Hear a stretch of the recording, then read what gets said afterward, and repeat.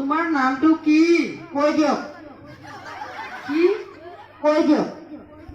তোমাৰ নামটো কি সেইটো সুধিছো। কৈ দিয়ক স্যাৰ। মানে মই বুজা নাই। কি তোমাৰ নামটো কি? স্যাৰ মোৰ নামেই কৈ দিয়ক। তোমাৰ দেউতাৰ নাম কি? কিয় কওঁ? দে কি কয় দেউতাকৰ নামটো কি? মোৰ দেউতাকৰ নামেই কিয় কওঁ? Okay okay. তোমাৰ ঘৰ ক'ত? পোষ্ট অফিচৰ ওচৰত। ক'ত? পোষ্ট অফিচৰ ওচৰত। পোষ্ট অফিচ ক'ত? মোৰ ঘৰৰে ওচৰত। তোমাৰ ঘৰ ক'ত? পোষ্ট অফিচৰ ওচৰত। আৰে বাবা এই দুইটা ক'ত? এই ওচৰা ওচৰি দুয়োটা।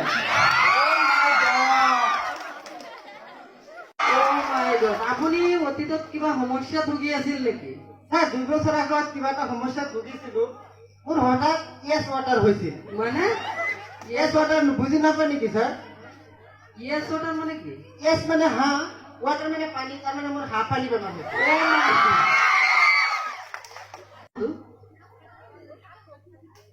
এটা উবছৰ প্ৰাণীৰ নাম কওকচোন। স্যাৰ এইটো নাজানে আপুনি?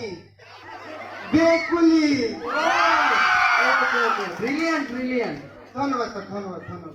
আৰু চাৰিটামান কোৱাচোন। স্যাৰ ধৰি লওক বেকুলি উভচৰ প্ৰাণী, বেকুলিৰ পিতা, বেকুলিৰ মা, বেকুলিৰ মা, বেকুলিৰ বোন। Okay okay. হাতী আৰু চৰাইৰ মাজত কি কি পাৰ্থক্য আছে? স্যাৰ আমি দেখাত মতে এটা পাৰ্থক্য দেখিবলৈ পাইছো। হাতীৰ ওপৰত চৰাইটো সহজতে বহিব পাৰে, কিন্তু হাতী চৰাইৰ পিঠিত বহিব নোৱাৰে। Very good very good. হা ইম্পৰ্ট আৰু এক্সপৰ্ট মানে কি? ইম্পৰ্ট ধৰি লওক, ইম্পৰ্ট মানে আমি ক'ব পাৰি সোনিয়া গান্ধী, আৰু এক্সপৰ্ট মানে সানিয়া মিৰ্জা বুলি ক'ব পাৰি। চকুৰ জ্যোতি বঢ়াবলৈ কি কি খাদ্য খাব লাগে? তাৰ চকুৰ জ্যোতি বঢ়াবলৈ হলে ঘাঁহ, খেৰ ইত্যাদি ইত্যাদি খাব লাগে। তুমি ডাক্তৰ নেকি? কেনেকে বুজিলা? স্যাৰ আমি সচৰাচৰ দেখিবলৈ পাওঁ মানুহে ইমান ভাল ভাল খাদ্য খায়, তথাপি চশমা পিন্ধিব লাগে, কিন্তু গৰু ছাগলী আজিলৈকে চশমা পিন্ধা দেখা নাই। ওকে। আজিকালি মহে দিনত কিয় বেছি কামুৰে ন? সময়ৰ যিহে অভাৱ হৈছে ছাৰ, সেইকাৰণে 24 আৱাৰ চাৰ্ভিচ দি আছে। ওকে নেক্সট প্ৰশ্ন। অৰ্থনীতি বুলি মানে কি? স্যাৰ ধৰি লওক অৰ্থনীতি মানে আজিকালি আমাৰ দেশত যিহে অৱস্থা হৈছে, অৰ্থনীতি, অৰ্থ মানে পইচা, নীতি মানে পদ্ধতি, মানে যি পদ্ধতি অৱলম্বন কৰি বেলেগৰ পকেটৰ পইচা আমি ভেৰি গুড ভেৰি গুড। নবাব ছাৰক কিন্তু খাই দিলে। এতিয়া কওক বৰষুণ দি আছে আৰু গছৰ ডাল পৰি আছে।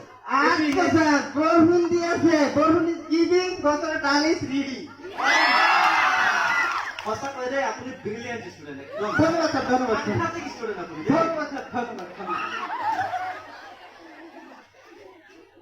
তিৰোতাজনী থিয় হৈ আছে, এইটো ইংৰাজীলৈ অনুবাদ কৰক। স্যাৰ কি যে কয় আপুনি? তিৰোতাজনী কওকচোন স্যাৰ আকৌ। তিৰোতাজনী তলত থিয় হৈ আছে। মিছ আণ্ডাৰষ্টেণ্ডিং মানে, মিছ মানে আমি জানো মাইকী মানুহ, তিৰোতা, আণ্ডাৰ মানে তলত, ষ্টেণ্ডিং মানে থিয় হৈ আছে, মানে miss Very good, very good. Understanding. Okay.